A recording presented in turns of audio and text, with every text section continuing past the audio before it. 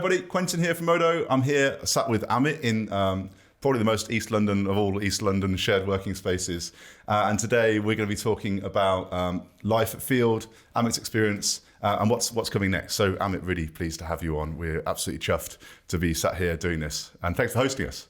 Thanks, Quentin. Yeah, good to see you. And there's a lot of greenery behind us, and I guess for anyone watching, you might notice there's someone eating over there. And there's a dog. There's a dog. Yeah, there's a very sort of trendy dog there. So, so firstly, Amit, what's going on in energy markets at the moment? You come from a background of trading, and you've been around for a long time. Just a quick take before we get stuck into your experience in field. What on earth's happening in energy markets? I think there's been two really big. Well, the biggest theme over the last year has been global gas prices, right? Mm-hmm. So huge demand from Asia that's taken a lot of the LNG to Asia, combined with low storage levels at the end of last year. Sort of the perfect storm on the gas front. But I think what's really interesting is behind that, we've actually had this really, the electricity volatility story that's been building for a while. What's your background? Start with the trading experience, and then what's got you to field, and then we can talk about field. But start with trading, because that's we haven't had anyone on the show yet talking about what it's like to be a trader. So what does that involve? Yeah, so started out as a gas and power trader, focused on European markets and the UK market.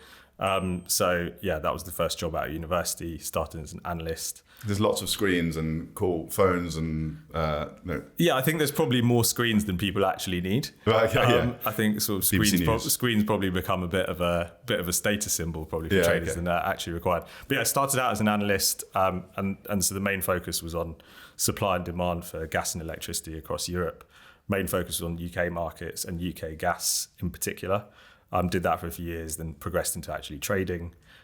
So was doing that at a bank. What you do initially is take customer orders. So there'll be a customer, maybe a utility, who needs to hedge their gas. Yep. And you provide prices to them. And then over time, you sort of progress to trading more markets. So really enjoyed, doing that. I think markets are really, intellectually really interesting, and power and gas markets in particular. I think after a while just started to just question what maybe the real value add of just trading itself was. It felt a bit zero sum game. It's kind of, I think, like I say, it's intellectually interesting, but question really the value add after a while. And so got really thinking about the energy sector more widely. And that's when I sort of left in 2014 to set up Bulb, the energy supplier. Really exciting sort of few years there. I mean, obviously it's been in the news, been an unfortunate outcome for that business over the last year. I left there just over a year ago to set up Field. And that's what we're doing now. So we were talking before we recorded this. I'm just going to turn my phone off, it's making a load of noise. We were talking before this, that you started Bulb in the same offices we're in now, right? And you're doing the same thing again with Field, which was called Vermity or Vermati before? Vermity, yeah. And you changed the name recently to Field. And so what's Field trying to do? Yeah, so just the point on Vermity as well. So the company's the top company actually, that holding company is still Vermity. Okay. My grandma's name, and is who passed away a couple of years ago. So that's who the top co is named after. Field is our sort of brand name and go to market name. I think as you just found. Pronouncing Vermity wasn't probably the most natural Apologies. thing. I think it's actually quite a hard name to pronounce. So that's why or one of the reasons we've moved to Field.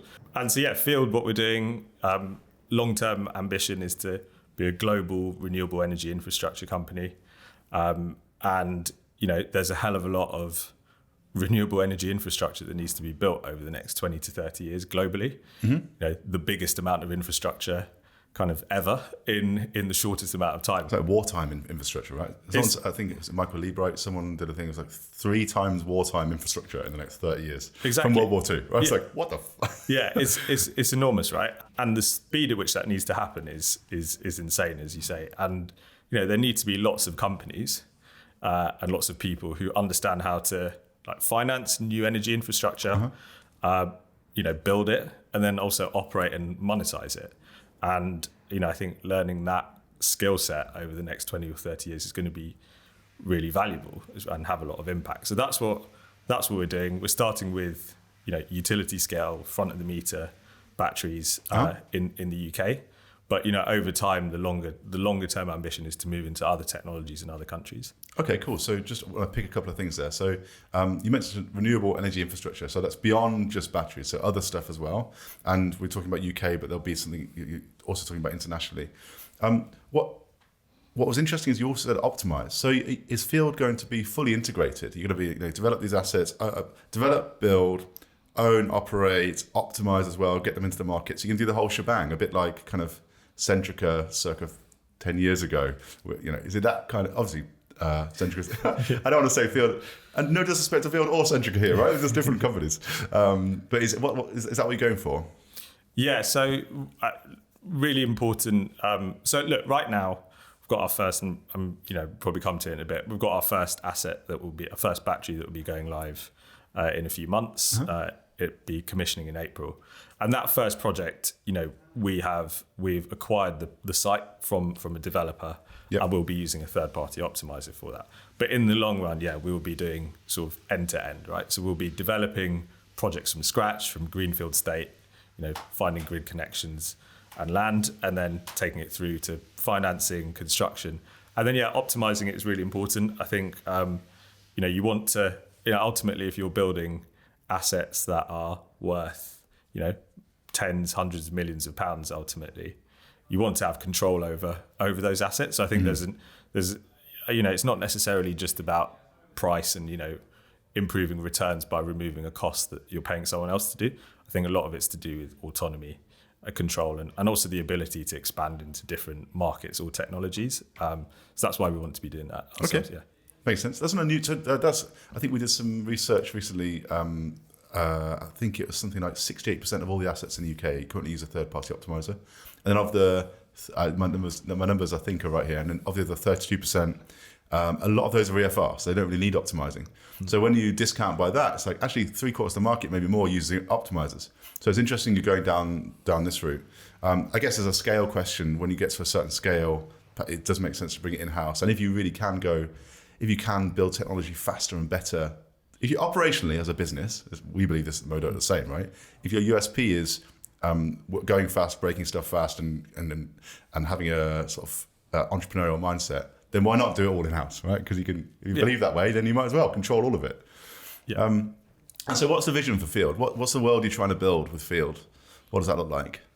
So I think, as mentioned, we've got, targets that we want to build out, 300 megawatts next year. We want to build out a gigawatt the year afterwards. And, that's sort of on track at the moment. But I think rather than just sort of numbers and gigawatts and et cetera, and, capital deployed, I think the really important... Bragawatts, as they get. I think the really important thing is we want to just build as much infrastructure and technology as possible that helps the energy transition, helps accelerate it, helps, all these countries that have made net zero commitments achieve them. And so that, that's the overall aim. So we're saying X many megawatts over the next few years, but ultimately, and also, battery storage we might look at in a few years, right? And say, this isn't the technology that makes sense anymore. And we'll be looking at other stuff and something else that actually genuinely contributes to decarbonising. And so, I think, that's the overall aim. I think putting it into numbers and capital deployed in the longer run, I think is, it's hard to say right now. It's hard. And also, I like it because basically you're saying we're going to build as much as possible. And I guess in the next decade, you're not going to overbuild, right? As much as possible is as much as we need to build. In fact, we need more than as much as possible. Yeah. So why not? Why restrict yourself with numbers? Yeah. So Field, I want to talk about speed for a second, because we know lots of people at Field work here. You guys are hiring. We speak to people that you speak, who have come across Field, and one word always just resonates, which is speed. Right? Field is going fast. Field is hiring fast. Field is raising fast. Field is building fast. What does speed mean to you at Field, and what's the silly question almost, but what's the advantage, and why do you believe so much in it? So look, the case is very clear for battery storage, in our opinion, for battery storage right now, and so and it's something that can help decarbonize, and it can help, and it enables a faster build out of renewable energy, and it stops renewable energy being blamed for market volatility, when actually those bloody wind farms calling up. Gas prices have driven the gas price. So gas has driven the gas price. But I think it's really important to scale up renewables, but really important to scale up storage alongside it as quickly as possible. So that's why we need to go fast. But then as a business, what's the benefit? Look, we're hiring a really great team. Like, I'm so impressed with the people that we've been hiring, and people are really interested in contributing to the energy transition and making it happen fast. And so, as a business, if you are moving fast, you can attract better talent as well. And then I think the other really important reason for moving fast is, there's a lot of other people who are also doing this, and you want to be getting into the best locations. In battery storage, location is going to become increasingly important, and so moving quickly and being in those places. And also, supply chains, bottlenecks, prices have gone up recently for the first time, and so we want to be ahead of that, right? We want to be moving quickly and making sure that we're actually able to deliver on the plan that we spent a lot of time putting together. Yeah. Okay. Cool. And so, what's holding you back? I mean, you've mentioned a few things there. Bottlenecks. So, operationally, as a business, you can hire the best talent. You can structure, optimize the business to run really fast, to make decisions quickly, and perhaps without all the information, just do the operational stuff that startups do. But then the whole energy world around us is quite slow. And so, what's holding you up right now? What are the things outside of your control that you can't control, which are frustratingly slow, and it's holding up the whole thing? Not holding up the company, but you know what I mean? They're holding up the energy transition as a thing. And how are you managing that? Yeah. And look, we talked about speed and moving fast. I think it's really important to also just be really mindful of the fact that we're not just building an app to, we're not building a food delivery app, or I don't know. It's Tinder for batteries, right? So exactly. So we're not doing that. It's like meaningful infrastructure that has an important role to play, but also needs to be robust and reliable and safe. Yeah. So, there's certain things that ultimately you can't cut corners on, right? Yeah.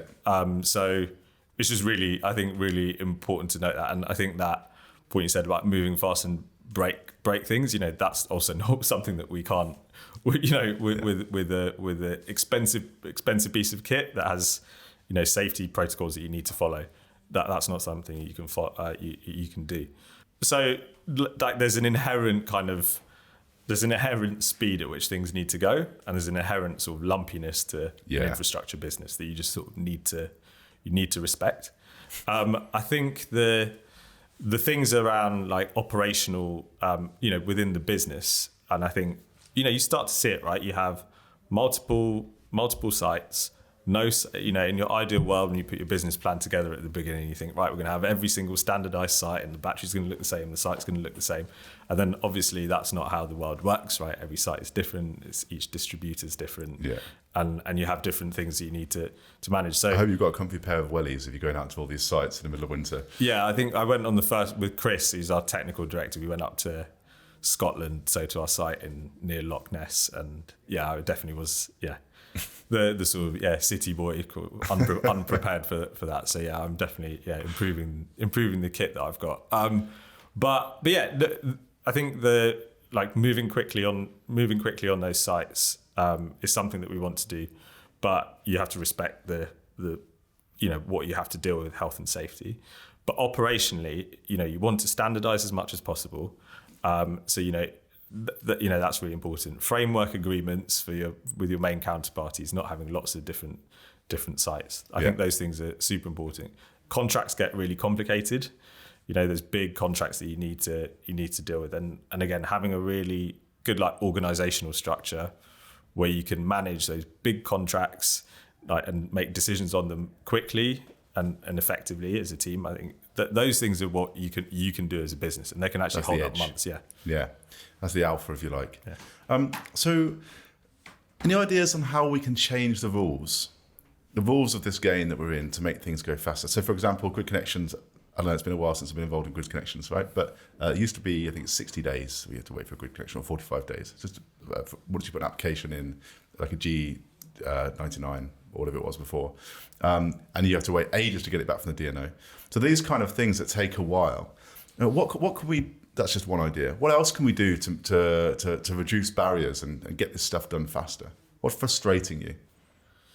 I mean, the DNO, the time it takes to get a grid connection off the bat. We've not, like I said, we've not actually done these first sites. We haven't actually done the connection applications ourselves. So it's like ready to go sites, spade ready. Exactly, right. But it's something that we're moving into. Mm-hmm. The connection side, I think it's really interesting, right? So everyone will complain about the speed of distributors here or National Grid or whatever to respond.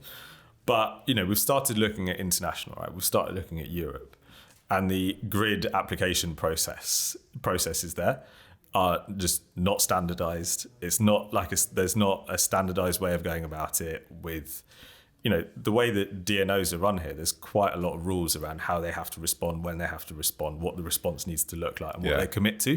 And that's definitely not the case in Europe. So, we're kind of, and that's the reason why the UK is much more mature as a storage market, right? As a merchant storage market, because there's rules of the game. There's rules of the game that are set up that enable, new players to come into it. And so I think in that sense, the UK is actually in a relatively good place. I think it's going to be interesting as we move from distribution connected storage more to transmission connections. It'll be interesting to see, because I think the distribution connection storage model is running relatively effectively. I think. And you can see it scaling up quite fast. It'll be interesting to see how that goes as you get to these much bigger projects, which again, I think when you're having 400 megawatt batteries that go up, this is power station size, right? And, arguably you can't go as fast as you can with a 20 to 50 megawatt distribution connected battery. So I think that would be an interesting step change. Yeah, we had Bridget from Orsted on a couple of weeks ago, and she was talking about co-locating storage on wind sites. So like, I don't know, I think it was Dogger Bank or one of these offshore wind sites. And they're looking at the sizes they're talking about, it's like 2 gigawatts, 8 gigawatt hour battery. It's like, dude, that's like 4 times the whole, more than that, 5 times the whole UK market. So things are going to get much, much bigger very, very fast. Not necessarily grid connected for just the standalone model, but co-located as well. Yeah. All numbers are going up. Yeah. Right? I want to talk to you about investor sentiment. You've been out in the market and you've started Field and you're building assets. And I'm assuming that's brought on, you've had to bring on some external capital to do that, right? Yeah. I think that's a pretty safe assumption. And so you've been speaking to investors and probably getting a lot of attention. What does investor appetite look and feel like now? And I ask that because the merchant case for storage is fairly well established now, but it's taken a few years to kind of get everyone's head around it. And the market's changing so fast. And it feels like investors, as soon as they understand one model, it all changes. So how are you dealing with the ambiguity of that? And how are you communicating that to investors? Is it becoming easier? People becoming more comfortable with it? I'm putting words in your mouth now. I don't know. What's it like on the roadshow with Amit? Yeah, I think it's so I started looking at, in detail on batteries probably like 2.5 years ago. And I think the whole, everything's moved on in terms of like lender appetite and also in equity investor appetite. Yeah. And so, the previously on the lending side, you definitely needed floor price from an entity, from your optimizer contract, from someone with a really big balance sheet, and the floor price and also the amount that you paid in commission above the floor price was really high. Mm-hmm. And that's completely, so I guess on the optimizer side, it's become more competitive. And so you can get floor price contracts paying lower commissions now. And then also lenders don't necessarily just require a floor price, right? They've got sufficiently comfortable and understand the market enough that they understand what a kind of base level, real downside case, like level of revenue that they can expect from batteries, and they've got more comfortable with that. So I think that's a big shift, and that really opens up the low cost of capital, money into storage. So that's been quite a big change, and I think there's something that's becoming almost quite standardized there. So I think that's a really exciting development. I think on the equity side, huge interest in energy transition, like ESG, and the sustainability. There's every fund out there has some angle on that. I think then when you actually get into the detail though of battery storage, and it's funny, we're in the battery storage space, so you think, God, it's moved on so far, it's so mature, we're going too slow, we're behind, you have all of those things, and then actually when you go out further you realize how sort of new an asset class it is. So it's finding within all of those hundreds of different firms that are out there and funds that can invest, it's finding the ones where you're sort of pushing on an open door, right? So not many are fully educated about the battery business case, but there are quite a few out there that are willing to, that have started thinking about it and are interested. Also thinking about, previously it's just been, let's just invest in software. And I think, software alone isn't going to solve the energy transition, right? It's like, there's a lot of hardware involved as well. There's a lot of infrastructure. So I think that's the sort of mindset shift that I'm seeing a bit more of, or at least we're starting to speak to the people in that space who are interested in doing that. And what about the merchant case? Investors comfortable with the kind of with the whole thing around merchants? So much deeper markets, they should be happier, you'd think, because the fear of frequency response becoming full, if you like, kind of diminishes when you can make money on spreads. But are they comfortable with the I'm not going to say unpredictability of that, because if you believe in renewables penetration and volatility long term, then it's going to be there. But are they comfortable with the idea of merchant now in a way that has that changed in the last couple of years, or has it's been fine? Yeah, that's changed definitely, right? So merchant is, I think there's clearly like a base level of revenues that people understand that they can expect from a battery. So there's a base level of spread.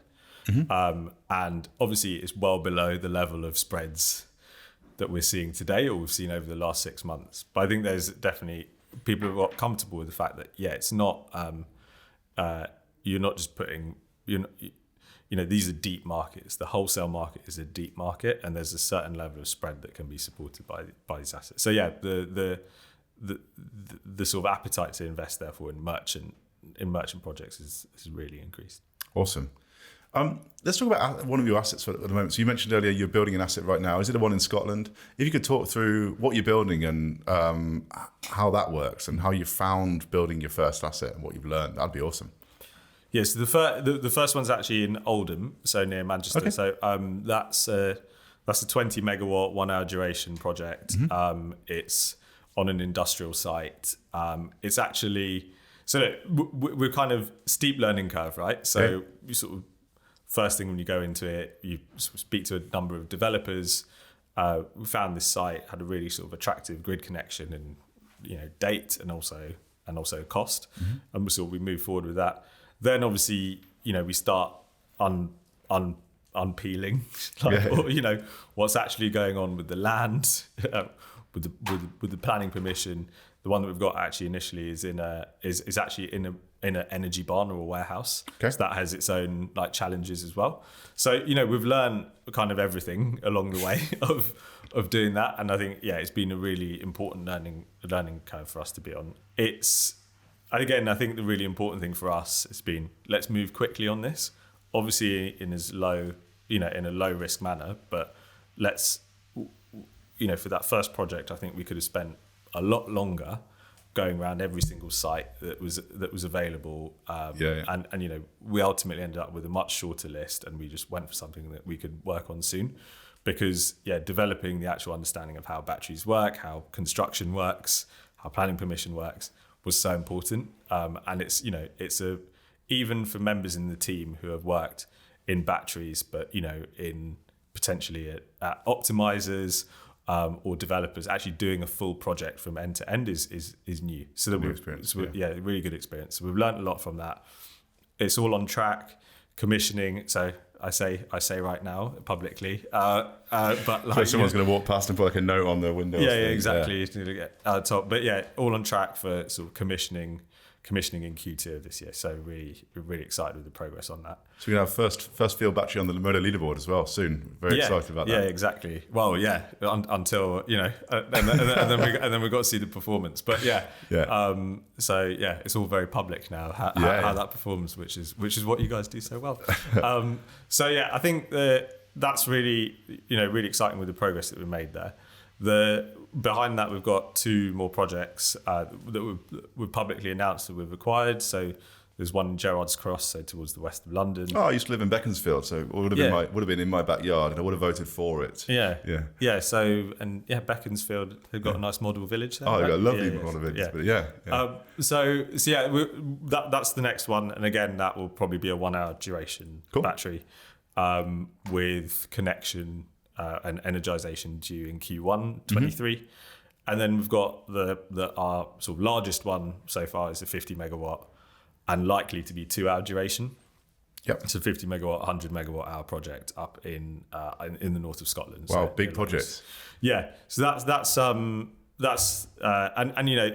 again, that location, it suits itself better, right, for longer duration. It's it's an area of constraints. So a lot of the wind farms there, and the substation that goes into a lot of the wind farms get constrained. So, I think there's that could be quite an attractive place to do a longer duration asset. Awesome. And you mentioned not shopping around too much for sites. Obviously, you found some sites you're comfortable with and they meet your risk profile. But so we did some analysis that pretty much it's like the Bitcoin story, right? Anyone who bought Bitcoin and didn't sell up until a certain point was always in the money, right? And it's the same with batteries. If you go back to 2016 when the first asset started being built, pretty much all of them have outperformed what we estimate the business case was, apart from a brief blip where FFR hit like £5 in 2017 and 2018 for a bit, and everyone was like, "Oh, the market's over; it's saturated."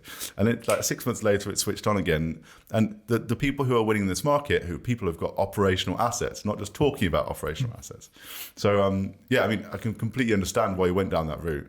So 3 assets. One's going to be built soon. 2 more coming soon as well. And then are you looking beyond the UK for the next ones, or are you going to stay here? Yes, we've got a couple more that are like basically planning decisions are due this week, and then we would acquire those and take those into construction as well.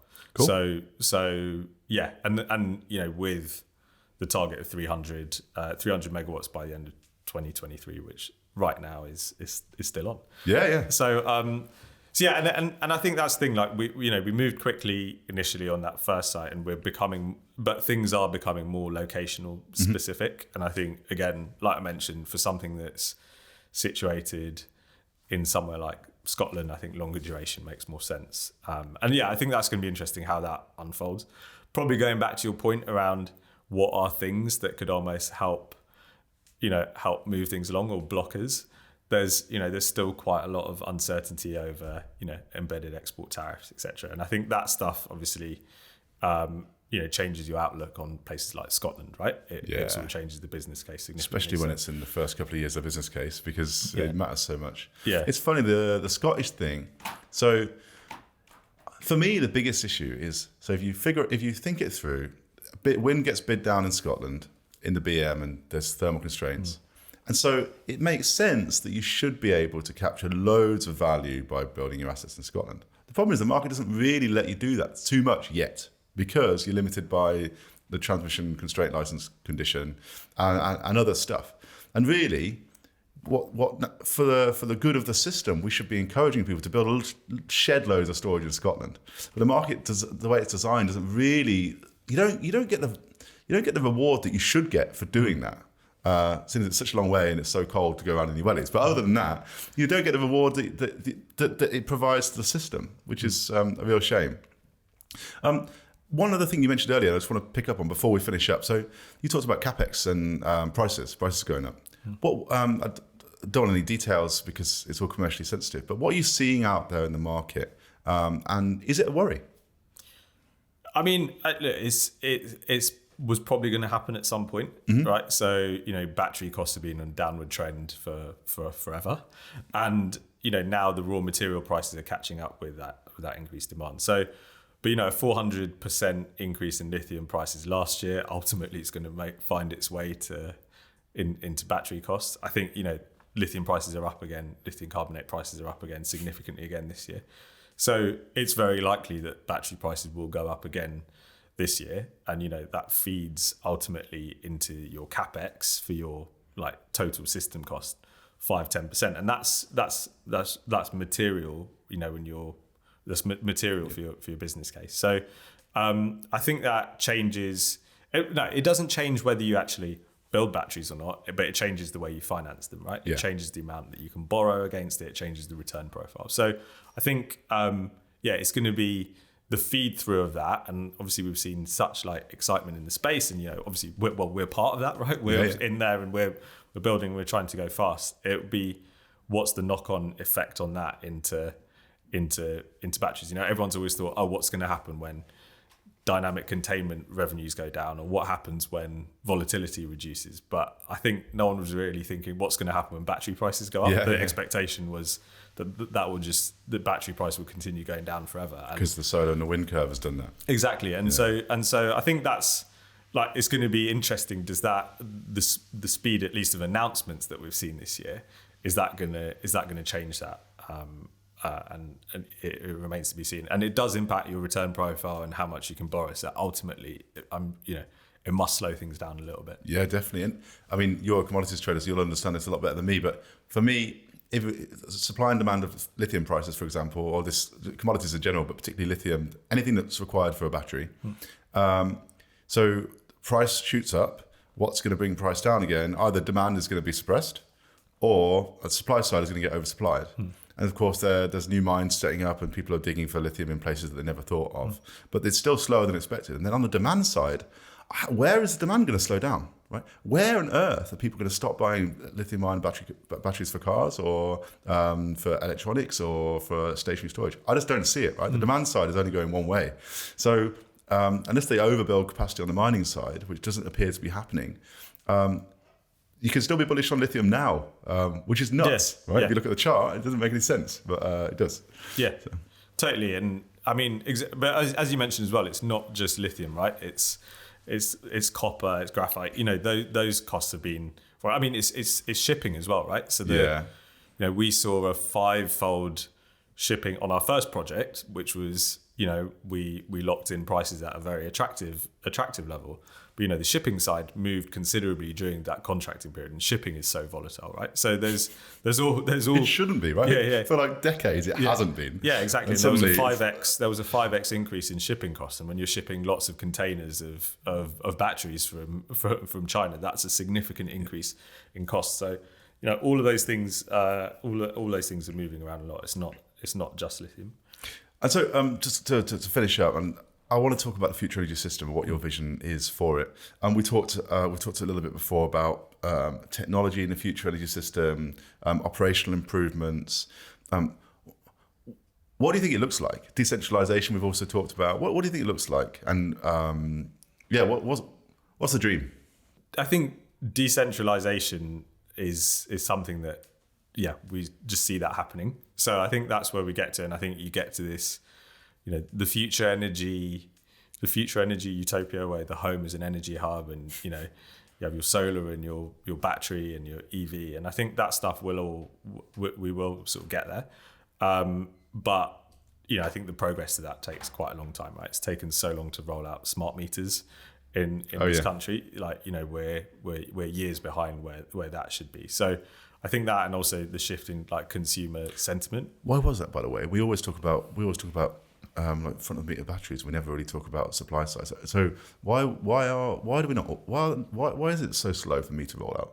Putting you on the spot here, so I know you're going to know. I think it was because it was like in other countries where they rolled them out really quickly. It was done by the distributor. It was done by the grid, and then they just go street by street and install smart meters, as opposed to here where it was a supplier-led rollout. And I think then there were lots of suppliers, as we know, and I think that just complicated the rollout of it. So I think that's the supplier-led probably made sense when there were only a few very large suppliers, but I think that's all got muddy during that time. But it's right. I took you completely off into the old Amit. New Amit. So future energy system, decentralization. Everyone's going to have this little self-fulfilling. That's not the right word.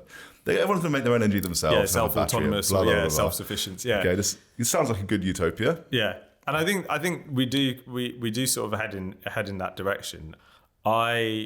There's two ways about it. So I think my view's been that just shifting consumer sentiment in order for that to become a reality, and it's quite complicated and it can be expensive, will actually take a while. And in the short run, there are things such as like front of the meter utility scale battery that can achieve a lot of that transition that needs to be made. On the flip side, I think the energy price shock that we've seen over the last year has been so significant, and it's been so extreme that actually maybe it will push some of that stuff forwards faster than it was going. So I think you're seeing quite interesting pilots that are happening. There's one between National Grid and Octopus, I think now, which is a sort of demand reduction at a customer level, at a domestic level. And I think that stuff's starting to happen quite fast. Mm-hmm. You're seeing other things like the capacity market price that we saw yesterday for the T-1. £75 for anyone who's watching. Yes, so, bizarre. And I think those they're like extreme, they're faster or extreme reactions to the extreme price events over the last year. So you could actually see things actually accelerate almost quicker as a result. So maybe what we've seen over the last year ends up being like a blessing in disguise for kick up the backside. For like improving flexibility and and speeding up decentralization. So that's the hope. Awesome. So I think we've run out of time. I just want to say thank you for coming on, and thanks for hosting us in this utopian East London, coolest place I've ever been, I think. Thanks for hosting us. Thanks for coming on.